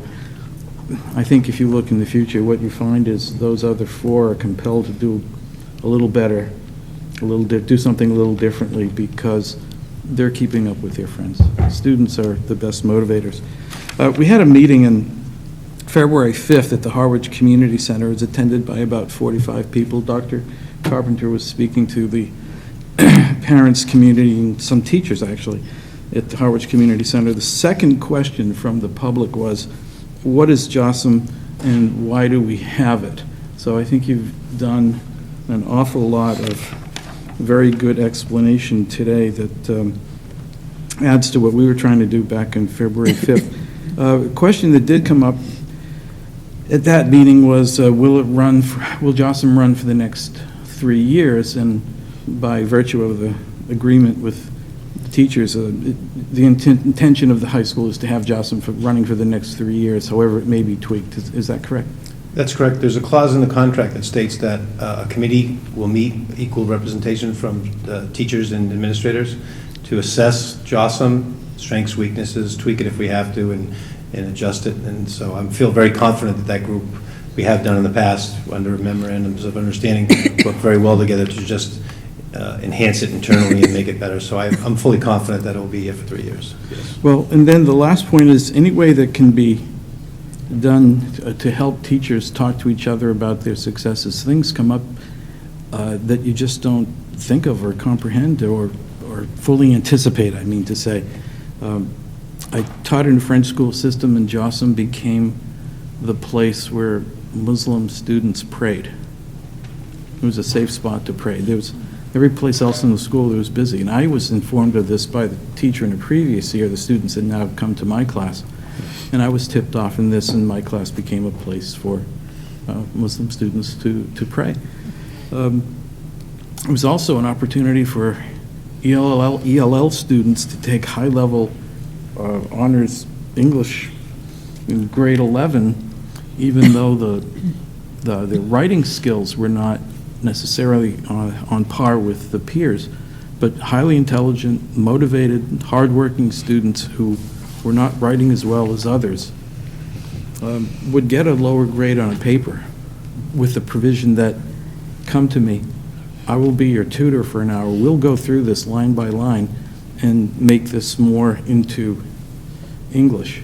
As a result of meeting, automatically that grade went up and could go higher depending on the quality of it. So we had a way of bringing ELL students at the courses that they really wanted to take, and the motivation they felt we could meet because JOSM allowed it. I couldn't have done it otherwise. That's right. So I think you'll find more and more of these opportunities, and the enthusiasm you brought to us today, which I think is justified and fair, will be even greater in the future. Thank you. I agree. Thank you. Oh, Sharon? And I'd just like to say that I know a whole lot of students were looking forward to this coming back, because there's a wide variety of how the students feel about school in general. With academics, some things very positive and some things challenging. But this was something that pretty much all the kids really looked forward to. So for that alone, I think there's a benefit. But that isn't alone. That's with all these other things we're talking about. The academics, the social, lots of different connections. And I'm really happy to hear that it's going to be reevaluated each year. And I think that if something could be done where students get to send some comments in, so that you hear from the teachers, the administration, and students, you know, I'd say look for the things that work first, but then any other ideas too. Yeah. And I think those are great ideas. After the first and second year, we had an informal committee that's now required anyways. When we were doing that, we were meeting monthly to always talk about, you know, refining it and making it as we go. We weren't waiting until June, so we'll probably still do that. And what came out of that group is surveys to students, parents, and staff. So I think I'm a big believer of that. Our students have a lot of voice here, so we will continue to do that. Parents will have a say, and that's where we got a lot of data to continue this. And it was overwhelmingly supported. So thank you. Thank you. I have a question. I was just wondering, how are the teachers scheduled? Like if I'm not flunking math, but maybe I have a C and I want extra help, how do I know, are they required to be providing help so many days out of that cycle? The contract doesn't call for it. It mentions that they have to have academic overtime, but if anybody is failing, or D or an F, they have to. If not, anybody that's struggling, as I put up there, in need of support, will get help, yes. There's no steadfast rule in the contract on that, but what I found when Jocelyn passed, anybody that was struggling or underperforming, whether it was a C or a B even, those kids would be held to work. Is it because the child goes to the teacher that happens? No, it's usually the teacher goes to the child. But under this also, the kids can go and ask for help as well. It works both ways. So if I have a C or even a B, That's what I'm saying. I can still go and get extra help, absolutely. Because that teacher does offer a certain Correct, time? yes, Okay. absolutely, yep. So that'll be an option for all areas. Bill, follow up, Don, if I may. Bill, the parents at home who have access to Aspen, they too could follow their daughter or son's progress and see that that's a week B or a week C, and contact guidance. Say, gee, I'd like my daughter to look up her English teacher for a couple of days a week in academic sport.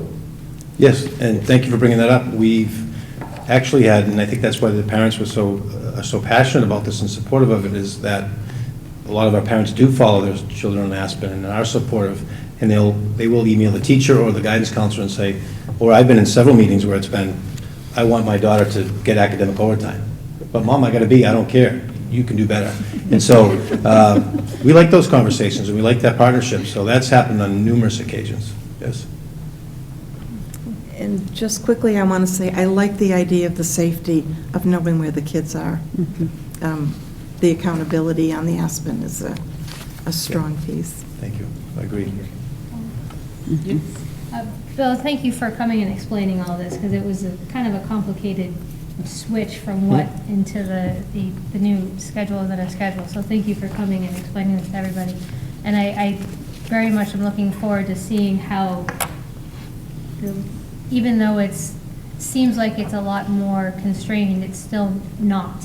There's still many options for the kids to do, and I think the kids will find that when they start getting into it, and the teachers as well. So just wanted to say thank you, and if one high schooler who's definitely excited for it.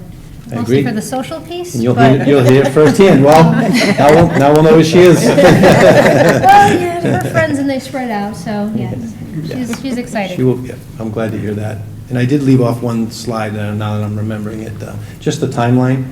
We're trying to roll this out, the week of March 11th, so we're just getting our That was teachers on trained there. and was it, okay. Yeah, it was there. on the bottom. Okay. Beware the Ides of March. Thank you, everyone. Thank All you. right, thank you. Tell Terry that it's much. Human Resource Coordinator job description? Sure. Just to start, give a little recognition and appreciation and then some history on this one. First of all, our HR person, Kate Brewster, is leaving to take another position in a nonprofit closer to home, and her last day will be tomorrow, and we wish her well.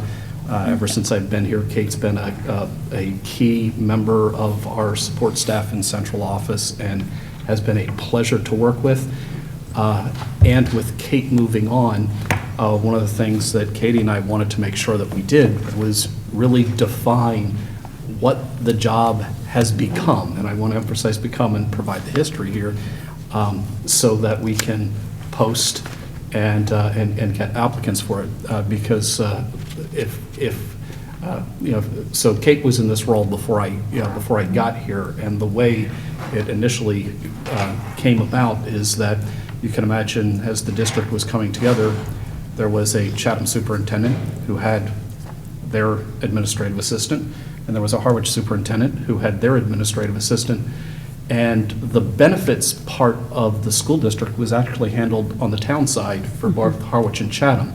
So when the school district came together, somebody needed to go deal with the benefits for the new regional school district, and the Chatham superintendent's administrative assistant became that person. So Kate Brewster was that person, and Kate learned as she went along, and Barbara Susko, who was the administrative assistant for the Harwich superintendent, became the new superintendent's administrative assistant. So, so Kate has in many ways learned the job over time.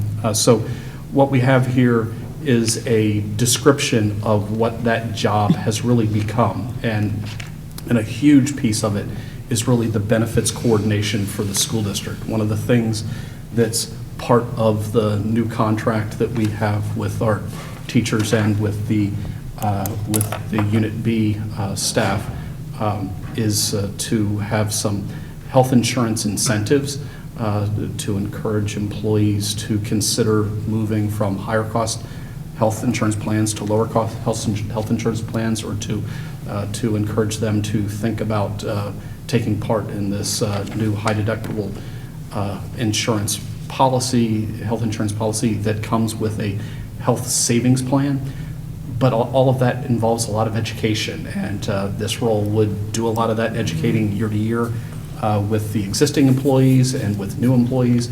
The role has a huge piece in helping with the orientation of new employees to the school district. And in any given year, there's almost 200 people that come through the door in various roles as teachers, teaching assistants, largely substitute teachers. So this role's involved in making sure all of those people have the Cori checks, the fingerprinting, and all of that. So there's a benefits piece that is big with the role, but there's also a layer of personnel administration. So I don't need a vote on this today, but I just wanted to at least give you the information and let you understand why why we're sort of putting together a job description. So we're not adding a new position, we're just defining it and giving it a formal name.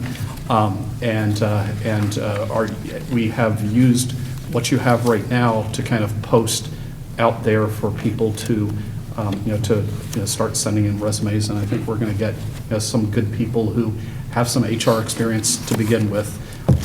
But again, I really appreciate what Kate Brewster has brought to the school district for the last several years, and do wish her well. Thank you. Regional agreement discussions with towns? Sure. On Monday, I was at the Harwich Selectmen's meeting to bring to them the slight tweak that we voted on with the regional agreement, if you remember. How'd you make out? Better than you, Terry. That's good. So if you recall, the day before our last school committee meeting, Terry was at the Harwich Selectmen's meeting, and Don Howell made a very good catch and said, hey, I really think the wording in this one section on debt service should be changed and clarified. We brought it back here to the school committee. You unanimously voted for us to go and just have our lawyer just take out that section.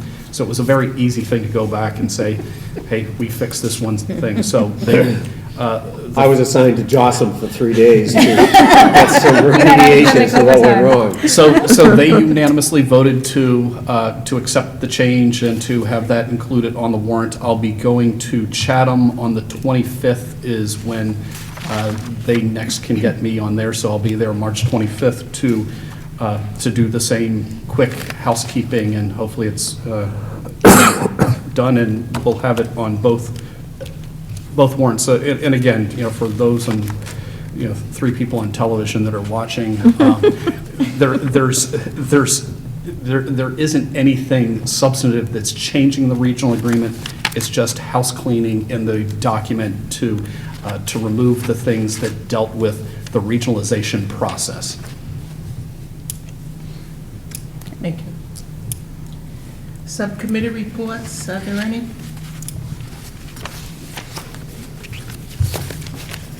Okay. Superintendent's report. So I wanted to just at least alert the school committee that I am a little concerned about some of the tenor of conversation at the last selectmen's meeting after the regional agreement was voted. There are some budgetary challenges that that I was well aware of, that the Harwich Town manager, in order to create a balanced budget, has part of it a increase in the rooms tax for the town from 4% to 6%, with the added revenue supporting this balanced budget that he has put together in his draft FY20 budget that's posted on the Harwich Town website. A concern I have is that at the meeting, at the moment, there are only 4 selectmen at Monday's meeting, and they are split 2-2 on whether or not to support this shift in the rooms tax. And I think there are 2 of them that would like to have it put before the townspeople to vote at town meeting, and 2 that would just prefer that that's not an option. If it's not an option, it becomes a dilemma for the town and for the school district, in that there's potentially $350,000 of revenue that was anticipated that's then not there. And what of that $350,000 is the school district going to be responsible for carrying and cutting from its budget? So keep in mind, we already have 8.5 staff reduction behind our budget that's really proportionate to a decline in enrollment. Reducing beyond that actually puts us in a situation to not be providing level services, and that's, we have a budget that is a level service budget that we can keep all the programs going, but I worry that some of the tenor of the conversation puts that at risk. I'm also a little concerned, and this is something I shared with the committee last year. I'm a little concerned that the school district is kind of the place that the town looks to go to sort of balance the budget, and as if our assessment is the thing that's driving costs in Harwich. And so I just provided just the front page, at least the town's sort of like budget, and I will just point out that town revenues, it looks like they're going up 7.7%. The total town operating budget going up 6.8%. The all-in town budget, including the semi-fixed costs, is going up 7.8%. But I'll point out that the Monomoy Regional School District's assessment is only going up 4.5%. I mean, we're one of the things that's sort of a financial saving grace, that we're coming in a lot less than what the increases of revenues are on the town side. And and want to emphasize that I believe, as I've gone through the town budget, that it's a level staffed budget on the town side. It's not a level staffed budget on the school side. So I do think that that while we're not slated to present at the Harwich Selectmen's meeting on Monday, I do think it's probably important that we have some of our Harwich constituency there at the Selectmen's meeting to at least advocate for the schools. And I'd encourage parents and members of the community that to also advocate for the schools. I am not coming out and saying that there needs to be a rooms tax. There are other options that the selectmen did bounce out there. So if you're not having the rooms tax, then then maybe you have to have a town-wide override to come up with that same, I think it was $350,000 that was bounced around. But I think there needs to be sort of an understanding of if it's not an option there for townspeople. I am a little concerned that we're not looking at a level services budget if we have to reduce beyond where we currently are. And again, to emphasize that, our 4.5% assessment increase, which includes, two major factors, one being the shift in minimum required contribution towards Harwich, which is just part of the calculation and is a reality that Harwich is blessed with having more school-aged children. It's a good problem to have on Cape Cod. That's a reason why that number went up above 3.25%. And the other reason it went up above 3.25%, is we have a significant number or significant increase in the out-of-district intensive needs special education budget for next year, and that's unavoidable. Those children deserve to have their educational needs met. So we have a couple drivers that cause that number to go up, but even where it went up to, relative to the rest of the revenue picture for the town and where we sit relative to the town budgets is quite reasonable. I have a question. I don't understand. I've been hearing about from Sarah Peak and Julian Sear, but Sarah mostly, and people in town for a long time, that they wanted more housing for young people and the idea of the room tax. And so this has been on the way for 10 years at least. What is the rationale why somebody wouldn't want this? Well, I think I only provided you a subset of a very large document that the town manager put out, but not every town on Cape Cod has increased from a 4% rooms tax to a 6%.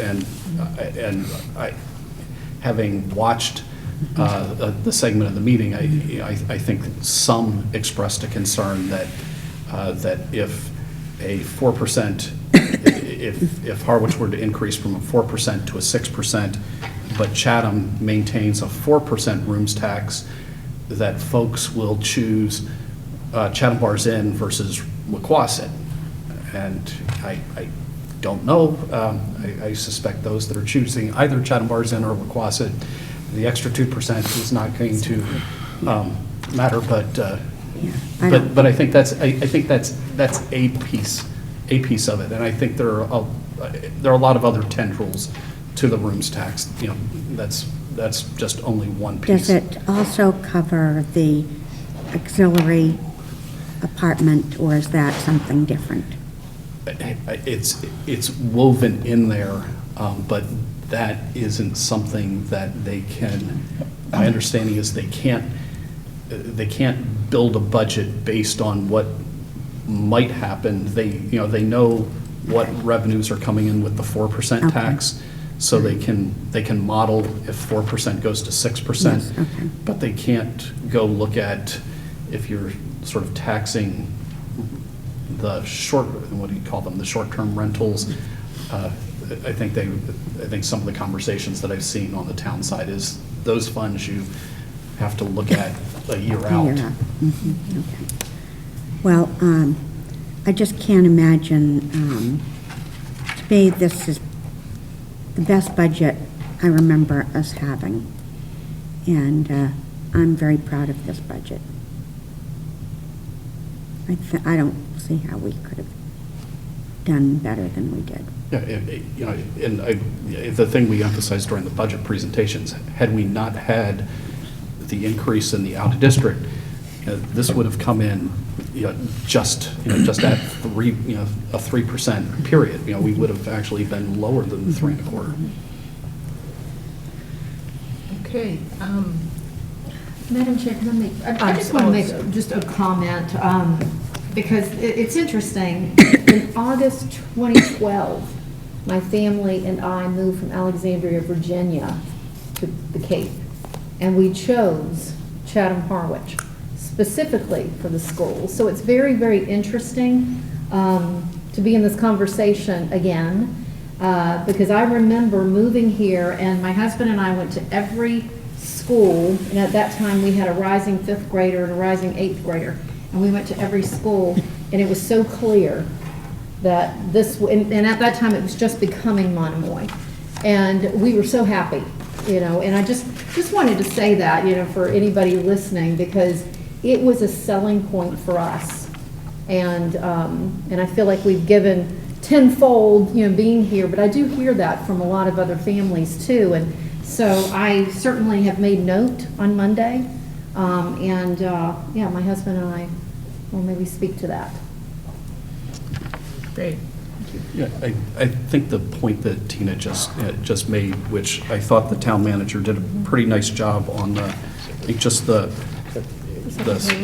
last page that I gave you, where he really talks about the Monomoy Regional School District is a system that creates a sense of stability and continues to develop and maintain and enhance academic programs and athletic offerings. I mean, that's why we're keeping students here. And, and I think there's sage advice, if we want to see us continue to retain and keep our Harwich and Chatham families with us, having budget stability for the school district is important, and that's why I'm bringing it up here, that I'm a little concerned that some of the conversations are a little short-sighted when it comes to the implications when it might impact our budget. Okay. All right, moving on to declaration of surplus items. There's a new girl. I think Tina is Oh, the Tina. person, right? Tina! New girl. Yes, all right. This is called your Welcome. initiation. But she's got it easy. Oh, yeah, you only have one thing. I'm puzzled. Thank you, Jackie. Okay, so here's the page. Been thinking about it all night. We have a little tutorial, don't worry about a thing. Oh, I really should have broke her in on a big night. Yeah, This really. is an easy night for her. This is an easy one. We could be done by the time she understands it.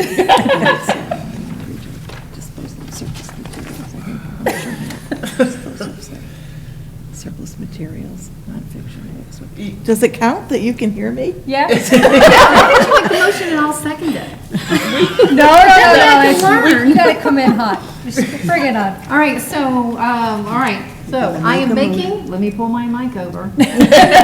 So Tina, just for your information, we need to go and surplus things, things that, be it, computers that become obsolete, or in this case, textbooks that become obsolete, get surplused, and, once surplused, we can go and either find places that are appropriate for them to go, or, see that things are recycled, but because they were initially purchased by the taxpayer, we have to bring it to the school committee to surplus said items. Being determined surplus does not mean garbage.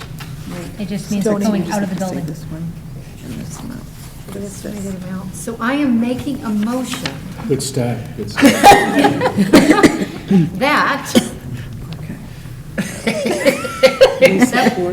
that we support the disposal of surplus materials estimated value under $5,000. These include nonfiction books with obsolete information, adult fiction bestsellers from the 1980s and 90s.